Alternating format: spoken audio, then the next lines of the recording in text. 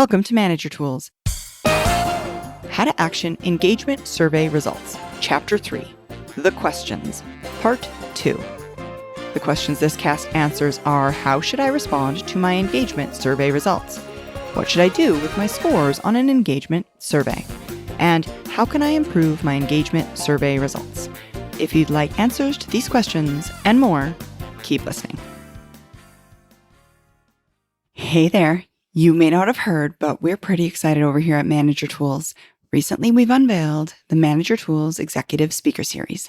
And as an executive community, we're meeting monthly to hear from members of the Manager Tools community as they share with us their tips and tricks, their secrets for success in terms of leadership. And we'd love to add you to that community. So join us. By registering online at manager-tools.com/products, you can become a member of the exclusive community of managers, all here to help one another.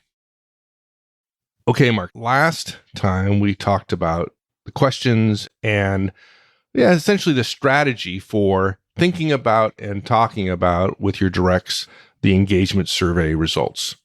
Yeah. And so now we're going to get into our thoughts around specific questions in these, 13 or so categories. The first one being the main drivers. Okay, so let's go with that. Yeah, I will say this. It's probably a little bit of a stretch to say what we were saying before as the strategy. We wanted to do some introductory thoughts about the process by which, once you get your engagement survey results back, how you're going to interface with your team. That's why we talked about visual record keeping, and we talked about the difference between categories and questions, and that is the $64,000 gem of engagement surveys. I must say, Mike, though, I had a very disheartening email exchange with one of our community members just this week, like Friday. We're recording this on a Sunday. And he wrote to say, loving the guidance on engagement surveys, really excited, can't wait for the questions. But I'm not sure I'm going to be able to use it because they're only giving us category scores. Oh, my. Yeah. And the way he described it was sort of aggregated. Like, the company did poorly here, so you need to do something. And so an individual manager executive is going to go do something about that? That's mind-boggling. I need to learn more. Oh, yeah. Yeah. Now, to me, it's all of a piece with what I know about the engagement industry. It's built on bad ideas. But nevertheless, the reason we're doing this is because managers are suffering through it and they want our help. So, all right. So I wanted to put that caveat out there. Oh, that's so depressing. I just when you think you can't get any worse. Yeah, exactly. It gets pitch dark. By the way, we say the main drivers because that is the wording used on the particular engagement survey company's survey that was given to a client of ours, and they shared it with us in total. So we're not suggesting that that has any special meaning to us. This is just a title from another company's private engagement survey. And we'll leave it to you to decide whether or not you think these are actually the main drivers. In fact, the first one, by definition, I don't think is a main driver, but hey, whatever. It's a lagging indicator, not a leading indicator. And here it is. By the way, before we get into the questions, the way these questions are presented is it's a statement, and then you're basically saying yes or no. Is that it's a binary? No, it's not yes or no. Honestly, it's probably a Likert scale. I've seen a couple that use a 7-point scale, which actually technically could be referred to as Likert. I won't go into the science of surveying and so on, but most people, when we say Likert scale, Likert, we mean the 5 scale of strongly disagree, somewhat disagree, neutral, somewhat agree, or strongly agree. Right? It's just gotcha. Okay. So it's on a scale of 1 to 5 or 1 to 7, something like that, right? Okay. Yes, cool. Exactly. And if you get a survey like that, that's a good sign because there is a massive data set of surveys. Once Likert came up with it, there's a massive data set which helps validate answers that you get. And it's almost like, what is the software development website everybody goes to? Stack Overflow. Yeah, Stack Overflow. It's sort of like it's considered to be a tried and true, incredibly effective, well tested, scientific measurement, numerical technique for analyzing your data. If you ever see one with 7, they don't want a tried and true technique looking at their data. And I mention this in part because just in the last couple of weeks, Wall Street Journal just put out an article, funnily enough, entitled, "Sadly, most happiness studies are flawed." And basically it says they're all too small and they all used very old psychological survey instrumentation and measurement techniques, and none of them prove anything. And when you look at some of the surveys, none of them use Likert. So there you go. All right. So main drivers. Given the opportunity, I tell others great things about working here. Now, look, this is one of the many questions that you're going to end up asking your team about, because it's probably not something you talk to your people about on a regular basis. Hey, what are you telling others about how it is to work here? And we only want to say this one time, okay? You don't necessarily need to ask for more information here if this question is a strength for you or you don't identify it as a problem, unless your organization has specifically requested input on it. Because we've got almost a 2x2 matrix here, which is, it's oversimplification, but you do well, but your company doesn't. You do poorly, but your company does well, right? Those are the 4 possible outcomes. And well, I suppose there are 2 more. You do well, the company does well. You do poorly, the company does poorly. And it's easy to be motivated to do something that the company suggests if both you and the company did poorly on something.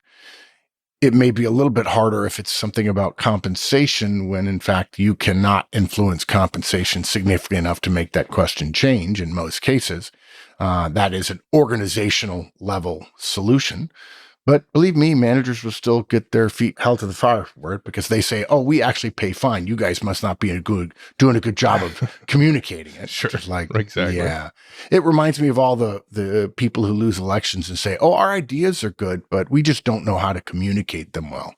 No, actually, it's probably that your ideas are crap. But you could also have a situation where you're doing well and the company's doing well, and so nobody cares about it. You don't have to capture information on those. There are some that you may choose to, because again, you don't want to go through this playing whack-a-mole where you stop doing some things that have led to some of your good scores, and then those scores fall. Your bad scores improve on the second year or 2 years later when the survey is taken again, which is kind of weird because probably by then everybody on your team has changed. None of the people in the engagement survey industry understand how that affects things, except probably a few scientists that never get listened to, but be that as it may. So this is one of the questions we mentioned earlier, to simply ask your team about their thoughts. The question to ask is, what do you tell other people about working here? That old behavior thing. Exactly. Yeah. And to tell you the truth, one of the things engagement surveys tend to do pretty well is they try to behavioralize the questions, because that makes it easier for us. I'm not sure they intended this, but it makes it easier for us to find out what those things are, because it is what people do. We'll also call out some questions that are about how people think and how people feel, and those are generally harder and frankly more dangerous.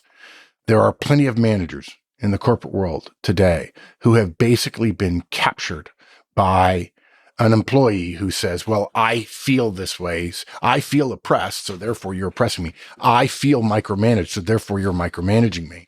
And HR organizations have drunk the Kool-Aid relative to those kind of statements and say, well, if he or she says you are, then you are, which is mind-boggling. But I love the idea of asking people, what do you say? Because it doesn't matter what about a situation where people are answering the question in the affirmative? They say great things to others when asked, but what do they say is great, right? And sure. What they say and what you may think might be very different. Yeah, exactly. And look, most of us don't school our directs on what to say to people externally. So it's unlikely you've probably addressed this before. Now look, at the same time, folks, there's nothing wrong with reminding your people that your organization is always looking for good people. If you walk around all the time complaining about your company, and there are people who do, there are pessimists. I have a coaching client right now who has a particularly important person who's a pessimist. And, I worry about what that person is sharing outside of the organization. Pessimists attract less people, and they don't attract optimistic people to the organization. Now, optimists can sometimes attract pessimists, but pessimists generally don't attract optimists. And pessimists don't attract top performers. Sometimes that generalized data I just shared gets out of whack if the pay is really significant. And that's certainly true in places like Silicon Valley today. There are a lot of really highly paid, very pessimistic, colossal pains in the you-know-what in Silicon Valley who believe that because they get paid $200,000 a year as an individual contributor, that their voice must be heard. But, really shouldn't be that way. So your people are part of the sourcing and recruiting function of the organization passively, right? Generally not actively unless you send them out interviewing and so on. So don't be hesitant to say, hey guys, let's not leave it to HR. Let's go get the people we want. Let's talk positively about the company so that the things that we don't like, maybe if we get 3 or 4 more really good people on this team, we'll all feel great about things. We'll start killing it and we'll feel great and we'll add to our ability to change things in the organization. Teams that stink do not get their recommendations implemented. Teams that are rocking, those teams get their ideas implemented. Okay, here's a similar question. I would not hesitate to recommend this organization to a friend seeking employment. Okay, by the way, guys, this is our second question. We have 140. Some of you are going to write me and say, oh, that podcast was boring. It was 7 parts and it was the same thing over and over again. Again, I want to defend us just a teeny bit here. This was not my favorite cast to write by any means, but we know what managers need. And we picked the biggest survey we could find because we thought it would likely cover 95% of the managers, whatever survey company used them, whether they got 30 questions, 40 questions, 50 questions. If we had chosen a survey with 12 questions, we wouldn't really have covered the waterfront. With 140, we will. So as we slide into this and we keep going and going and going, and there's many to go, just please be patient. Also, if you're a licensee, you can go through. The great thing about being a licensee is you can get show notes. You don't have to listen to the whole thing. 100% of the content from the show is in the show notes. It's rare that a sidebar that Mike or I create is material to the content we're trying to share. Also, you can read them and you can scan through and skip questions that are not interesting to you because they weren't on your survey. You only had a 40-question survey. You can just cross through them and then focus on the questions that most closely match yours. But we're going to address every single one of the 140 questions. Okay. I would not hesitate to recommend this organization to a friend seeking employment. This is another one of those ask and capture. You're going to hear me and Mike say that a lot. Ask and capture question. The question to ask your people is, what are your reservations about recommending our company to others? Right? And look, if this area is a weakness, you're probably going to be hearing about 2 types of answers from your audience based on work I've done with other people doing surveys similar to engagement surveys. The first type of answer you're going to get is one that is organizationally driven. Pay, benefits, location, cost of living, internal support, or lack thereof, and opportunities for advancement are things you as a manager can't directly change. And generally speaking, your people know you can't directly change them. Capture those. Make sure those get forwarded to your boss if, in fact, this question scored low. But all of the concerns are benefits, location, cost of living, and pay.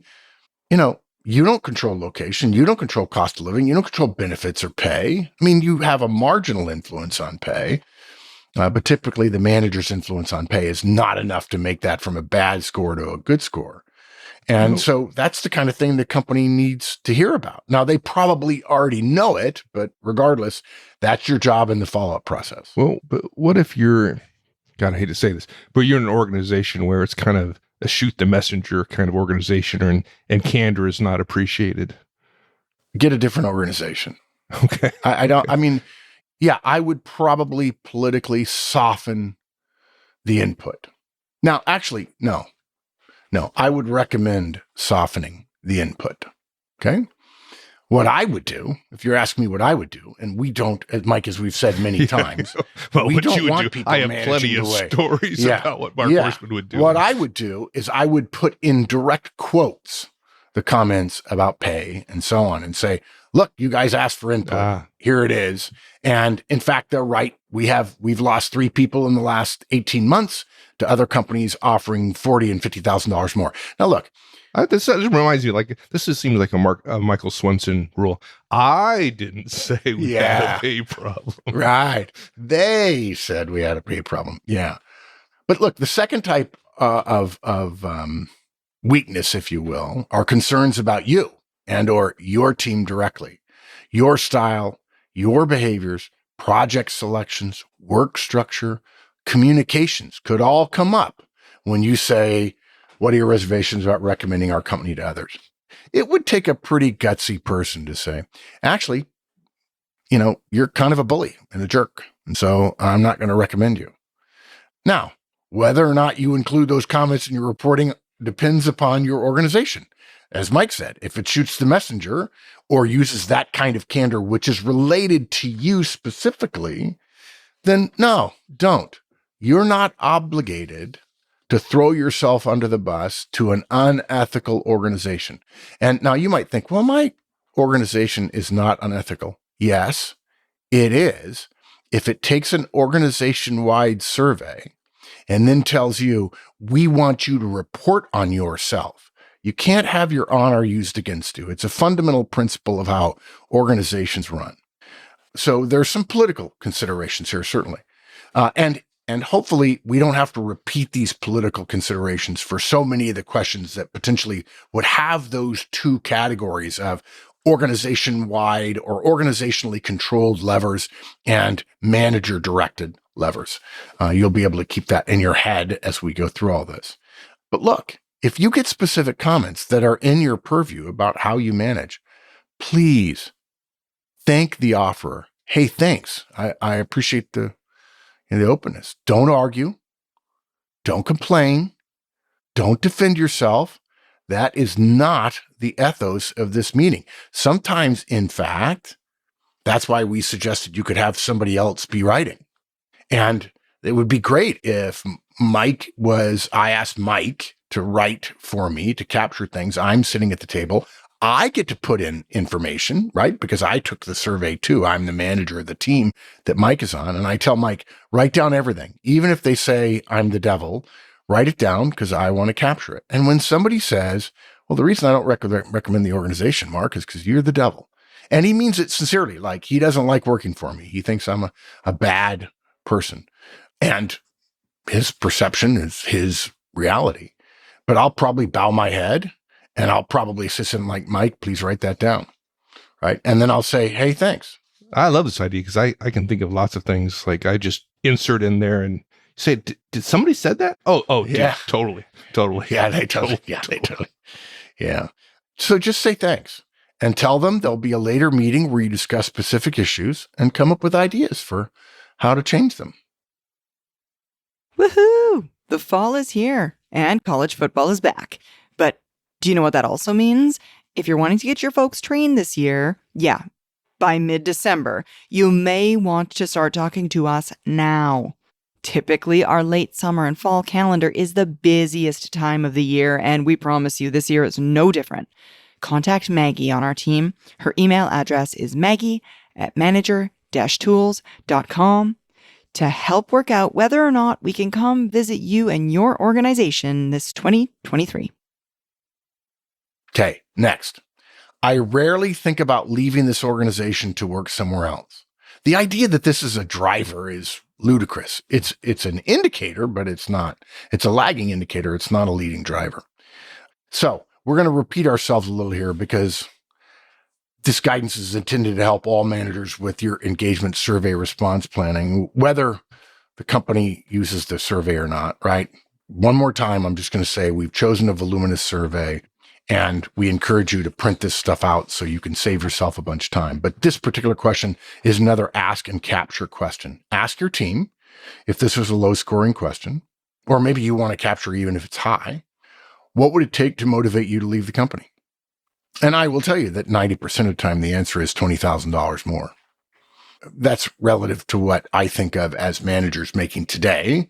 Frankly, in most cases, all other things being equal, which of course they never are at Bootna, a raise of $10,000 is less than $1,000 a month. And after taxes and everything else, most people don't even recognize the difference.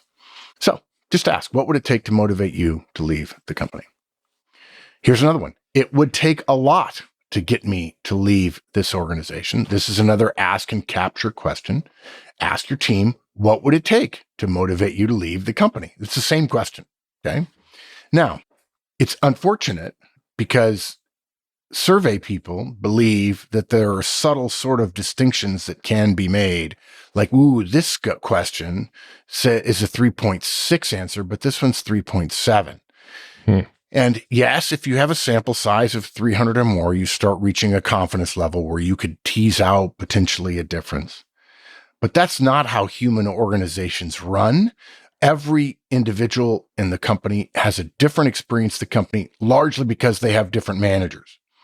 On the other hand, individual managers are generally not singled out in the survey unless they have incredibly bad scores. And I'm told that the engagement surveys data packages, their analytics, do look for managers who have, even if the company's doing great, if managers have 9 of 10 areas that are red, let's say below the company average by a significant amount, as opposed to orange, which is near striking distance, or green, which is above, that they flag those. But you're going to find throughout these surveys is they'll ask multiple questions and people will get annoyed by it. Most really good engagement survey companies say, no, we could ask 6 questions to satisfy the data people and the analytics people and so on. But we also want to go back because we want to do another survey and make more money. And no company will let us come back if we make them take 140 question test. They're going to say, we're getting all this pushback. This thing takes 3 hours to respond to. We're getting a whole bunch of people that are just scoring everything a 3. And the data analytics people will hate it. And the first thing they say, and I've been in these meetings, well, they should do it right. Yeah, well, yeah, if wishes were horses, beggars would ride. Okay. Next question. This organization inspires me to do my best work every day. Same thing, ask and capture. Now, by the way, I've had people tell me that question is not about the manager. It's only about the organization. And I've said, on what planet are you living? First of all, the manager is the organization to individual contributors or their direct reports. Not that people truly understand that scientific reality of organizational life, but, oh no, that question is designed to talk about how the organization's culture and so on inspires people. Yeah, unfortunately, that's not how a lot of people view it. And they think of their manager as part of the organization, and they should. And so there will be comments in there, or there will be thoughts or feelings in there that are global, company-wide, and local, manager specific. Those are hard to tease, and you may get both, like we mentioned earlier. So, yeah, and you just prove that by looking at the results across the organization. And this question gets answered very differently in some parts of the organization where managers are doing their job, right? Same company, but all of a sudden, different experience in different parts of the organization. Yeah, I continue to be surprised by the lack of deep thinking by senior leadership, people leadership in large organizations to understand how organizations work outside of some PhD thesis paper framework. and how flawed surveys like this can be. They can also be great, but it's very frustrating. And the individual managers, look, let's be honest. If your company is doing an engagement survey, you should be a little bit scared, okay? Because the tools they have are not fine enough to say, well, the one area, it's just the one guy, and that one guy has been hated here for 20 years, and we gave him to you 6 months ago to help you try to fix him because six other managers hated him. Now, what they should have done was fired him, and he's getting back at them by giving you horrible scores.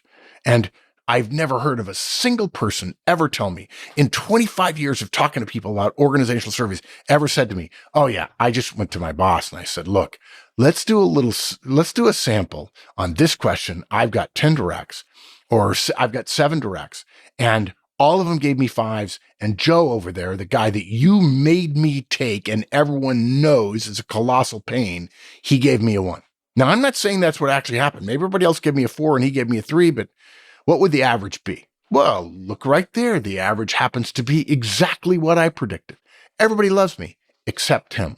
Do you guys think you can give me a guy like that and that he's going to love me within 6 months?